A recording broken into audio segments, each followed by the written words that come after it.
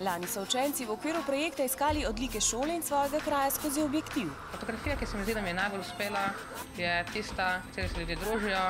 Predvsem zato, ker se ljudje danes zelo družijo, predvsem po najrazličnejših omrežjih. In se mi zdi zelo zanimivo, da vidimo mlade ljudi, ki se družijo v parku na Flopci.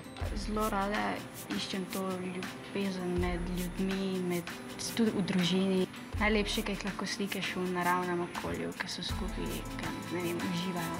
Medsebojna pomoč in prijateljstvo so bili najpogostejši motivi. O tem so se pogovarjali tudi na taboru sodelujočih na osnovni šoli 14. divizije Senovo, kjer so fotografije tudi postavili na ogled. Pogovarjali smo se predvsem o vrednotah, zelo veliko smo se družili med sabo, imeli smo kakšne zabavne večere. Letošnje šolsko leto pa učenci sodelujejo v drugem delu natečaja in sicer s prispevki v literarni obliki. Pišejo zgodbe, pesmi, rebuse, spletne časopise.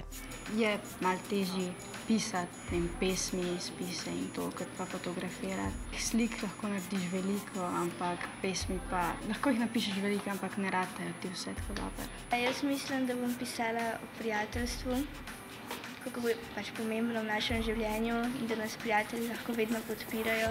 Teme projekta so sprejemanje drugačnosti in sprejemanje sebe, odnosi, kulturna dediščina, medgeneracijsko povezovanje in trajnostni razvoj. Želimo si, da bi dobili veliko prispevkov, veliko dobrih vesti, ker prepričana sem, da na naših šolah je veliko dobrega in včasih premalo cenimo to. Vseh 13 sodelujočih šol si bo literarne izdelke izmenjalo in ocenilo najboljših 5 prispevkov vsake šole, pa bo objavljenih v elektronski publikaciji.